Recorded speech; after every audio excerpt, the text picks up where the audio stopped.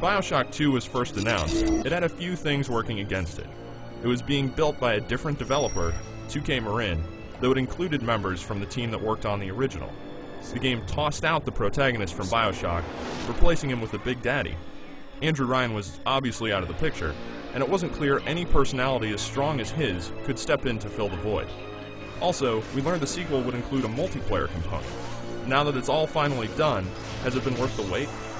I'm happy to say that BioShock 2 delivers in all areas it should, and makes improvements over the original in a number of ways, as good sequels tend to do.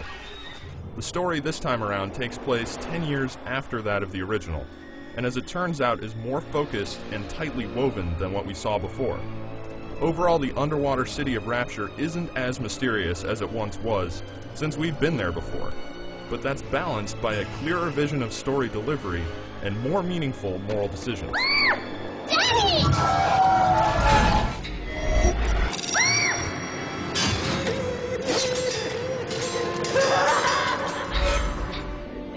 It seems nobody bothered to patch up Rapture much in the time between games, since it's still as leaky as ever.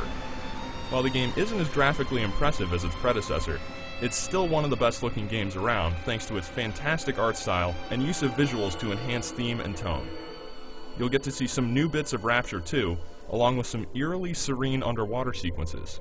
Sound design is also first rate, with moody music and a great array of sound effects like the shrieking of splicers and the unsettling innocence of the little sisters. Adam, Daddy, over there! All set on a solid foundation of writing to drive the story. Audio logs are still scattered around the city, and if you want to hear everything that's going on, you can search for them to get a lot of detail as you play. Or, if you don't care, there's still a great story here if you want to skip all that and charge directly through to the end.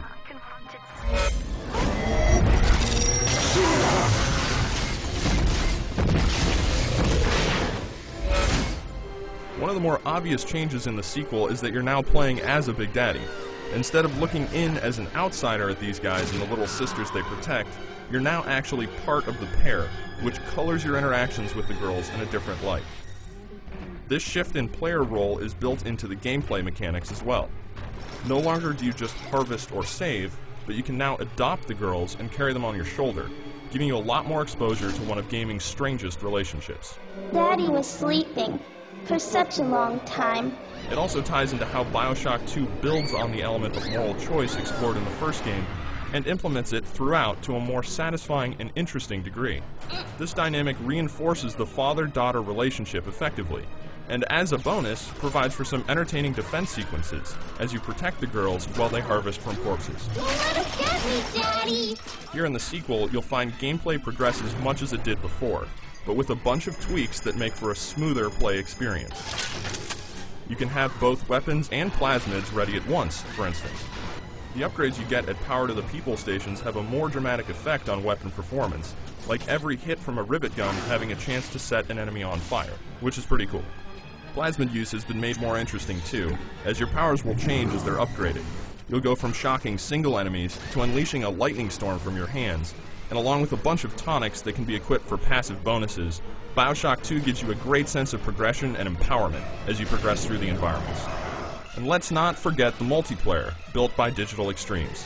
While it may be easy for many to disregard this mode since the original did not have an online component, it turns out that what's offered here can be pretty fun. I don't see it rocketing to the top of the popularity charts, but the simple interplay between plasmids and weapons, a modern warfare-style progression structure, and a variety of game modes and narrative elements make this mode worth checking out. And who knows, maybe you'll get hooked.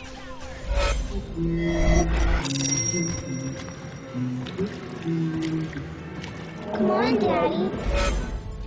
So did 2K Marin, Digital Extremes, and everyone else involved succeed with BioShock 2? Most definitely. It may not have the same awe-inspiring sense of mystery as the first title, but by improving the gameplay and giving more focus to the story, there's a lot of entertainment to be had here and surprises in store for those who decide to return to one of the best video game settings around.